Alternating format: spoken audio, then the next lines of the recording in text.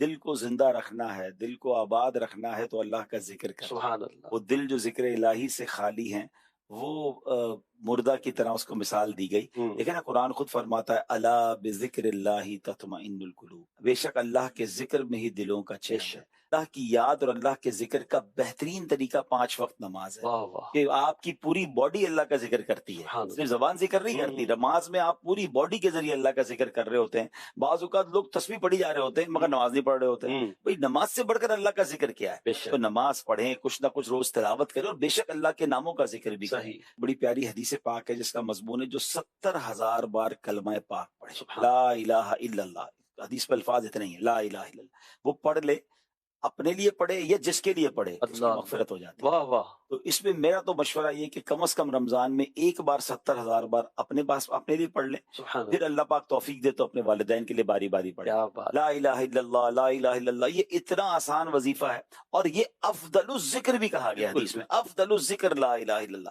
اچھا پھر سبحان اللہ، علماء فرماتے ہیں جس کی زبان کلمہ پاک کی عادی ہوگی مرتے وقت اس کی زبان پر کلمہ جاری، اللہ اکبر، تو ایک تو 70,000 بار پڑھنے سے انشاءاللہ زبان کی عادت ہو جائے گی، اور میں نے دیکھا ہے کہ جو ایک بار 70,000 پڑھتا ہے نا پھر اس کی عادت بن جاتی ہے، ماشاء اللہ، پھر وہ بعد بھی پڑھتا رہتا ہے۔ تو انشاءاللہ باری باری میں نے تو نیت کی ہے الحمدللہ کہ اپنے لیے، پھر اپنی والدہ والد جو دنیا سے چلے گئے، تو باری باری بندہ کرتا رہے۔ اچھا پڑھنے والے کو ثواب تو ملنا ہی ہے، آپ نے اپنے لیے والدہ کے لیے پڑھا تو آپ کو بھی اجر مل رہا ہے، تو کیا ہی اچھا ہو کہ 70,000 بار کلمہ پاک کا یہ ٹارگٹ ہم لے لیں۔ ہاں یہ ضرور ہے کہ 25-50 بار جب آپ نے لا الہ الا اللہ پڑھ لیا تو ایک بار پورا کلمہ بھی لا الہ الا اللہ محمد رسول اللہ صلی اللہ تعالیٰ علیہ وسلم، تاکہ پیارے آقا کا ذکر بھی ہو جائے۔ لیکن چونکہ ہمیں یہ سمجھے کہ شارٹ اینڈ سویٹ وظیفہ دیا گیا ہے اور 70,000 ٹائم اس کا عمل پورا کرنا ہے، تو اس کی برکتیں۔ مدینے والے آقا علیہ الصلوۃ والسلام کا روضہ وہ ہے جہاں 70,000 فرشتے صبح حاضری دیتے ہیں، 70,000 شام کو حاضری دیتے ہیں۔ اچھا جو ایک بار حاضری دیتا ہے نا اس کی دوبارہ باری نہیں آتی ہے۔ اب آپ کو یہ سمجھ آ جائے گا کہ what is the reason behind this, کیوں ایک بار کے بعد دوبارہ باری نہیں آتی؟ صرف 12 گھنٹے کی کم و بیش حاضری، صبح آنے والے شام نہیں آئیں گے، شام آنے والے پھر کبھی نہیں آئیں گے، وجہ کیا ہے؟ سیدی اعلیٰ حضرت امام اہل سنت کا کمال یہ ہے کہ جب کوئی گتھی سلجھتی نہیں ہے نا تو آپ اپنے چند اشعار سے وہ گتھی سلجھا دیتے ہیں۔ آپ فرماتے ہیں 70,000 صبح ہیں، 70,000 شام، یوں بندگی زلف و رخ 8 پہر کی ہے، یہ ڈیوٹیاں ہیں ان کی۔ فرماتے ہیں 70,000 صبح ہیں، 70,000 شام، یوں بندگی زلف و رخ 8 پہر کی ہے۔ آپ فرماتے ہیں جو ایک بار آئے دوبارہ نہ آئیں گے، رخصت ہی بارگاہ سے بس اس قدر کی ہے، دوبارہ باری نہیں آئے گی۔ سوال یہ ہے کیوں؟ فرماتے ہیں یہ بدلیاں نہ ہوں تو کروڑوں کی آس جائے۔ کہتے اگر یہ باریاں نہ لگائی جاتی نا تو کروڑوں بچ جاتے، وہ بھی تو آقا کے غلام ہیں، ارے آقا کا دربار تو سب کے لیے ہے نا۔ فرماتے یہ بدلیاں نہ ہو تو کروڑوں کی آس جائے، اور یہ بارگاہ مرحمت عام تر کی ہے، آقا کی بارگاہ تو سب کے لیے ہے نا۔ تو یہاں سے بات بھی سمجھ آ گئی کہ یہ شان ہے میرے آقا کی کہ جن کے دربار پر فرشتوں کی حاضریاں لگتی ہیں۔ آج بڑے بڑے ادارے ہوتے ہیں جہاں صبح گارڈ جاتے ہیں، شام کو گارڈ تبدیل ہو جاتے ہیں، گارڈ آف آنر دیا جاتا ہے۔ اللہ اکبر، اللہ نے اپنے حبیب کے دربار کی شان کیسی بڑھائی ہے کہ 70,000 فرشتے صبح حاضر ہوتے ہیں اور 70,000 شام حاضر ہوتے ہیں۔ ایک اور جگہ سیدی اعلیٰ حضرت کیا کمال کی بات لکھتے ہیں، فرماتے ہیں ہر چراغ مزار پر قدسی، ہر چراغ مزار پر قدسی، کیسے پروانہ وار پھرتے ہیں، اس گلی کا گدا ہوں میں جس میں مانگتے تاجدار پھرتے ہیں۔ اچھا صرف دربار مصطفیٰ پر نہیں، مدینے کی گلیوں پر فرشتوں کے پہرے ہیں، مدینے کے دروازے پر فرشتوں کے پہرے ہیں۔ فرمایا مدینے میں دجال داخل نہیں ہو سکے گا۔ اللہ سے دعا کرتے ہیں جلدی جلدی مدینے کی بادب حاضری عطا فرمائے تاکہ ان فرشتوں کے جھرمٹ میں ہمیں بھی جانا نصیب ہو جائے۔ شاعر کہتے ہیں نا جیسے جی چاہے جہاں میں گھوم پھر، یہ مدینہ ہے یہاں آہستہ چل، بارگاہ ناز میں آہستہ بول، یہ وہ جگہ نہیں جہاں چیخ چیخ کے بات کرنی ہے. بارگاہ ناز میں آہستہ بول، قدسیوں کے درمیان آہستہ چل. تم فرشتوں کے درمیان ہوتے ہو. اندازہ ہے مدینہ کیا ہے؟ اور صرف مدینہ نہیں، سبحان اللہ، مکے کی بھی کیا شان ہے. اللہ مجھے اور آپ کو کعبے کی حاضری بھی عطا فرمائے. بالکل جو حجر اسود ہے اور رکن یمانی ہے، اس کے درمیان کی جو دیوار ہے نا، اس کو کہتے ہیں مستجاب. ٹھیک ہے، اس دیوار کو اعلیٰ حضرت نے فرمایا کہ یہاں ہر وقت 70,000 فرشتے دعاؤں کی آمین کے لیے موجود ہوتے ہیں. اللہ کریم قرآن مجید میں ارشاد فرماتا ہے، اعوذ باللہ من الشیطان الرجیم، بسم اللہ الرحمن الرحیم. ما يود الذين كفروا من اهل الكتاب ولا المشركين ان ينزل عليكم من خير من ربكم والله يختص برحمته من يشاء والله ذو الفضل العظیم. آسان ترجمہ قرآن کنز العرفان. اے ایمان والو، اے مسلمانوں، نہ تو اہل کتاب کے کافر چاہتے ہیں اور نہ ہی مشرک کہ تمہارے اوپر تمہارے رب کی طرف سے کوئی بھلائی اتاری جائے. حالانکہ اللہ جسے چاہتا ہے اپنی رحمت کے ساتھ خاص فرما لیتا ہے، اور اللہ بڑے فضل والا ہے. یہ ہو گیا اس آیت کا ترجمہ. اللہ کریم نے قرآن پاک میں اس بات کا جواب دیا ہے کہ کیا ریزن تھا کہ وہ معاذ اللہ نبی پاک علیہ السلام کی بارگاہ میں گستاخی کے جملے کہا کرتے تھے. اس کی وجہ کیا بتائی؟ ما یود الذین کفروا من اہل الکتاب ولا المشرکین.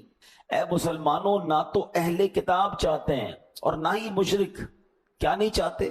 آگے بتایا قرآن نے، ان ینزل علیکم من خیر من ربکم، کہ تمہارے اوپر تمہارے رب کی طرف سے کوئی بھلائی اتاری جائے. کتنا حسد ہے انہیں، ان کو کتنا پرابلم ہے ان مشرکین کو، ان یہودیوں کو، اس زمانے کے لوگوں کو، اور آج بھی ہے، کہ مسلمانوں پر بھلائی نہ اتر جائے، مسلمانوں سے ان کا رب راضی نہ ہو جائے، ان پہ برکتوں کا نزول نہ ہو جائے. اب طریقہ کیا انہوں نے اپنایا کہ وہ خود بھی گستاخی والے الفاظ استعمال کرتے تھے اور چاہتے تھے مسلمان بھی معاذ اللہ ان گستاخانہ جملوں کو دہرانا شروع کر دیں. مگر یہ بدبخت جانتے نہیں، اللہ نے سبحان اللہ مسلمانوں کو انعام کیا دیا، واللہ یختص برحمتہ من یشاء واللہ ذو الفضل العظیم. حالانکہ اللہ جسے چاہتا ہے اپنی رحمت کے ساتھ خاص فرما لیتا ہے. جنہیں بچانا ہوتا ہے، جنہیں نوازنا ہوتا ہے، جنہیں عروج عطا کرنا ہوتا ہے، یہ اللہ کی شان ہے کہ اللہ انہیں اپنی رحمت کے ساتھ خاص فرما لیتا ہے، اور اللہ بڑے فضل والا ہے. اے میرے پیارے اسلامی بھائیوں، کیوں کہ ہمیں نسبت ہے جناب رسول اللہ علیہ الصلوۃ والسلام سے. اس نسبت کی برکت سے، اس غلامی کی برکت سے اللہ مسلمانوں پر رحمتوں کی بارش نازل فرماتا ہے. کیا خوبصورت شاعر نے بات کہی نا، ہر کرم کی وجہ یہ فضل عظیم، صدقہ ہے سب نعمتیں اس فضل کا، بے سبب اس کی عطائیں بے شمار، بے غرض اس کے کرم بے انتہا، اپنے بندوں کو خدائے پاک نے اس کے صدقے میں دیا جو کچھ دیا. یعنی نبی پاک کی غلامی ملی، سرکار علیہ الصلوۃ والسلام کا دامن ملا، تو اللہ قرآن میں فرما رہا ہے کہ اللہ کچھ لوگوں کو اپنی رحمت کے ساتھ خاص کر لیتا ہے.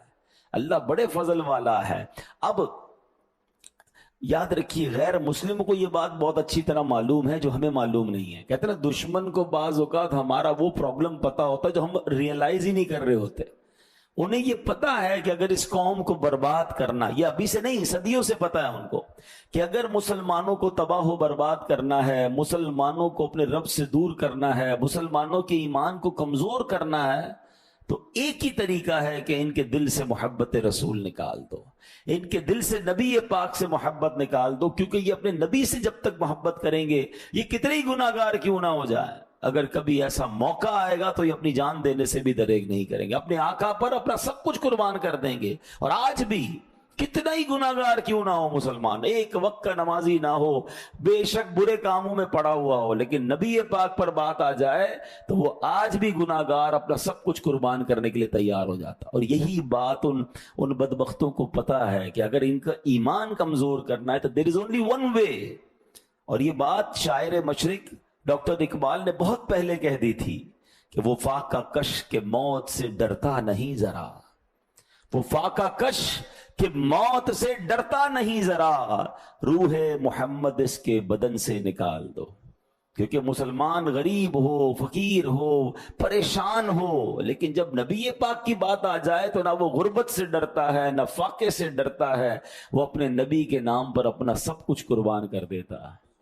हाँ, एक शायर ने लिखा ना, बता दो गुस्ताखान नबी को गैरत मुस्लिम जिंदा है, उन पर मर मिटने का जज्बा कल भी था और आज भी। अब कितने गुनाहगार क्यों ना हो,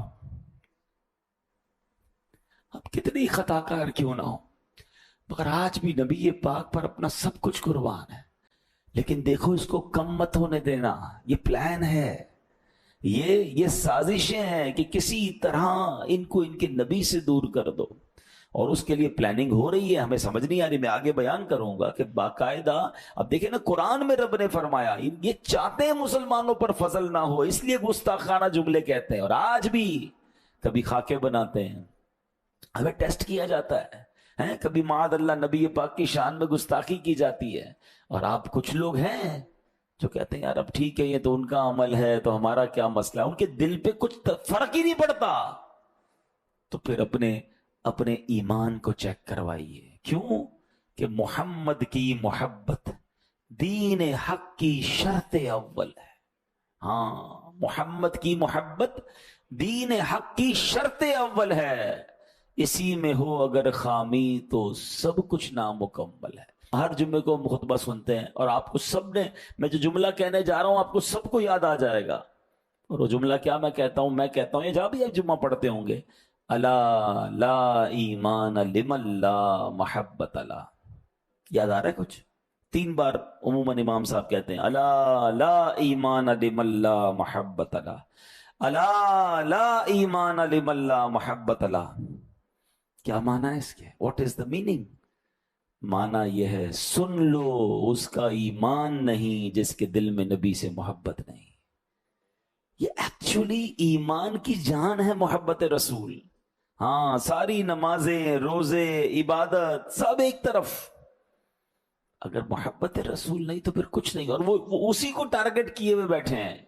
आज भी प्लान है, आज भी प्लांटेड लोग आते हैं जो किसी तरीके से कोई ऐसा प्लान करते हैं कि यार ये मुसलमानों के दिल से इनके नबी की मोहब्बत निकल जाए। ऐ मेरे प्यारे इस्लामी भाइयों, अब जरा पहले उनकी बात कर लेते हैं। उस जमाने के जो लोग थे, देखिए उन लोगों को नबियों का फैजान नहीं मिला है। अब क्या हुआ कि यहूदी खुद गुस्ताख थे, हालांकि तौरात मिली उन्हें उनके, लेकिन ये उसके फैजान से महरूम रहे। हजरत मूसा अलैहिस्सलाम जैसे अजीम और शान नबी भेजे गए, मगर फैजान नबूवत से महरूम रहे। हजरत मूसा से लेकर हजरत ईसा तक हजारों पैगंबर आए, मगर उन्होंने गुस्ताखियां की, नबियों का फैजान हासिल ना किया। आखिरकार क्या हुआ? अल्लाह कुरान में फरमाता है, वदुरिबत अलैहिमुज़्ज़िल्लतु वल मस्कना वबाउ बिग़ज़बिन मिनल्लाह, और उन पर जिल्लत और गुर्बत मुसल्लत कर दी गई और वो खुदा के अजाब के मुस्तहिक हो गए। मतलब क्या हुआ? गुस्ताखियों के सबब, नबियों की बारगाह में बेअदबियों के सबब, सरकशियों के सबब, अल्लाह अकबर, अल्लाह ने उन पर गजब नाजिल किया और वो रहमत व बरकत से महरूम हो गए। अब ये क्या करते हैं कि इन्होंने देखा कि हम तो खाई में गिर गए हैं, हमसे तो अल्लाह नाराज है, हमने तो नबियों की गुस्ताखी की, अब मुसलमान भी अपने नबी की गुस्ताखी करें, अब मुसलमान भी बेअदबी करें। अब क्या होता है कि अब सुनिएगा, कभी खाके बनाते हैं और कभी मुसलमानों के दरमियान अपने कारिंदे शामिल करते हैं। वो कभी कभी मजहबी हुलिया अपनाकर आजकल सोशल मीडिया पर, टीवी पर आकर बैठते हैं और फिर बेबाकियां कर रहे हैं, गुस्ताखियां करते हैं। और लोग कहते हैं तो इजहार राय है जनाब, आजादी इजहार राय है, माअल्लाह। वो चाहते क्या है कि किसी तरह हमारी जबान पर बेअदबी है। देखें, यहूदियों ने उस जमाने में सहाबा को नहीं कहा था आप गुस्ताखी करें, वो गुस्ताखाना जुमले कहना शुरू कर दिया उन्होंने, ताकि उनकी जबान से भी वो अदा हो जाए। आज भी यही हो रहा है। ہمیں کوئی کہتا نہیں آپ یہ کہو، مگر وہ ٹی وی پہ آ کے صحابہ کے خلاف بات کرے گا، ہیں کوئی نبیوں کے بارے میں بات کر دیں گے، کوئی معاذ اللہ پیارے آقا کی اہل بیت کے بارے میں بے ادبی والی بات، تاکہ مسلمان بھی بے ادبی کے جملے سیکھ جائیں، مسلمان بھی گستاخیاں کرنے معاذ اللہ لگ جائیں، تاکہ ان کا ایمان کمزور ہو جائے، تاکہ ان سے محبت رسول چھین لی جائے۔ یہ وہ پلان ہے کہ کسی طرح ان کے دل سے محبت رسول کو نکالا جائے۔ مجھے ایک بات بتائیں، ایک بڑی دیوار ہو، آپ اس کو دھکا دیں، وہ نہیں گر رہی، اب کیا کریں گے؟ یار اس کے نیچے سے مٹی نکالو، اس کی مٹی نکال دو گے نا یہ کمزور ہو جائے گی۔ تو ہمارے ایمان کی دیوار ہے، اور اب اس کے نیچے سے ڈائریکٹ کوئی نہیں کہتا معاذ اللہ نبی پاک کے بارے میں، وہ صحابہ کے بارے میں بات کریں گے، وہ اولیاء کے بارے میں بات کریں گے، وہ اہل بیت کے بارے میں بات کریں گے۔ آپ کو کہیں گے دیندار لوگوں سے علماء کے پاس جانے کی کیا ضرورت ہے؟ تاکہ پہلے آہستہ آہستہ مٹی نکلتی جائے، پہلے علماء سے دور کرو، پھر اولیاء سے دور کرو، پھر صحابہ سے کرو، پھر اہل بیت سے کرو، اور آخری وقت اتنی دیوار کمزور ہو جائے کہ پھر دین سے ہی دور کر دو۔ یہ سمجھیے بات۔ مجھے بتائیں، ماشاءاللہ آپ جو آتے ہیں کچھ سیکھ کے جاتے ہیں نا، اگر آپ یہ آنا ہی چھوڑ دیں عالم دین کے پاس یا مبلغین کے پاس، جمعے کا خطبہ سننا ہی چھوڑ دیں، تو جو جمعے کے دن یہ جہاں جہاں آپ سیکھتے ہیں، یہ کس سے ملا؟ مجھے اور آپ کو آج تک جو دین ملا ہے، میں نے اور آپ نے آج تک جو سنتیں سیکھی ہیں، جو علم دین سیکھا، وہ کس سے سیکھا؟ وہ علماء سے سیکھا، ان کی کتابوں سے سیکھا۔ ہم تو صحابہ سے ڈائریکٹ نہیں ملے نا، ہم تو نبی پاک سے ڈائریکٹ نہیں ملے۔ علماء وارث الانبیاء ہیں، اسی لیے وارث الانبیاء کہا جاتا ہے کہ وہ تبلیغ کا کام جو نبی پاک اور صحابہ نے کیا اب وہ کر رہے ہیں۔ لیکن پلان دیکھیں، کہتے ہیں علماء کی ضرورت ہی نہیں ہے، اولیاء نے تو کیا ہی کچھ نہیں ہے، صحابہ تو معاذ اللہ کوئی ضرورت نہیں ہے۔ یعنی کس طریقے سے دین سے دور کرنا ہے۔ اگر یہ بھولے بھالے مسلمان یہ نہیں سمجھیں گے تو یہ اس زمانے سے سازش ہو رہی ہے۔ قرآن سنایا میں نے آپ کو کہ یہودی صحابہ کے سامنے وہ گستاخانہ جملے کہتے تھے، اور وہ تو قرآن میں رب نے فرما دیا نا کہ ایسا جملہ نہ کسی نے کہنا ہے نہ اس میں دوبارہ ریپیٹ کرنا ہے۔ لیکن یہ میسج ہے ہم سب کے لیے۔ اسی طرح میرے پیارے اسلامی بھائیوں، اب حضرت ابو ہریرہ رضی اللہ تعالیٰ کا واقعہ سنیے۔ سب سے زیادہ حدیثیں انہوں نے روایت کی ہیں۔ اب ان کی ایسی عشق والی عادت تھی، اور ان کو پتا تھا کہ ایمان مضبوط کیسے کرنا ہے۔ ہوتا کیا تھا کہ جب وہ نبی پاک علیہ الصلوۃ والسلام کے صحابی تھے، جب کسی دیہاتی کو دیکھتے تھے نا جو دور سے آیا ہے، تو اس کو کہتے آپ نے پیارے آقا علیہ السلام کی زیارت کی ہے؟ تو کہتا میں نے زیارت نہیں کی۔ بولے بیٹھو میں آپ کو نبی پاک کا حلیہ بتاتا ہوں، پیارے آقا کی باتیں بتاتا ہوں، نبی پاک کے اوصاف بتاتا ہوں۔ اب سوال ہے کہ یار ایک دیہاتی ہے، دور سے آئے، پہلے نماز سکھائیں، پہلے قرآن سکھائیں، پہلے سنتیں سکھائیں؟ نہیں، وہ جانتے تھے کہ سب سے پہلے سافٹ ویئر کون سا ڈالنا ہے، وہ عشق رسول کا سافٹ ویئر ڈالنا ہے۔ یہ نبی پاک سے محبت کر لے گا نا، پھر نمازی بھی بن جائے گا، پھر قرآن بھی پڑھے گا، پھر یہ سنتوں پر بھی عمل کرے گا، اور جناب نمازیں بھی ہیں، روزے بھی ہیں، سب کچھ ہے۔ اور اگر محبت رسول نہیں ہے تو پھر کچھ بھی نہیں۔ اب یہ کون کر رہا ہے؟ یہ صحابی رسول کر رہے ہیں۔ وہ جانتے تھے کہ نبی پاک سے جب دلی رشتہ مضبوط ہو جائے گا نا تو ایمان پختہ ہو جائے گا۔ ایمان جتنا پختہ ہوگا نیکیوں میں دل بھی لگتا ہے، آدمی جنت کے راستے پر بھی چل جاتا ہے۔ تو محبت رسول ہمارے اندر بھی ہونی چاہیے، ہمارے بچوں کے اندر بھی ہونی چاہیے۔ ہم اپنے بچوں کو نبی پاک کی باتیں بتائیں، ان کے اوصاف بتائیں، ان کے معجزات بتائیں، ان کی خوبصورتی بتائیں، ان کے کمالات بتائیں۔ ہاں، ان کا دل نبی پاک سے محبت سے بھر دو۔ آپ عاشق رسول بن گئے نا، پھر انشاءاللہ سارے کام آسان ہو جائیں گے۔ تو یہ ہے بیسک چیز جو ہمیں سمجھنی ہے۔ اے میرے پیارے اسلامی بھائیوں، اب عشق رسول بڑھائیں کیسے؟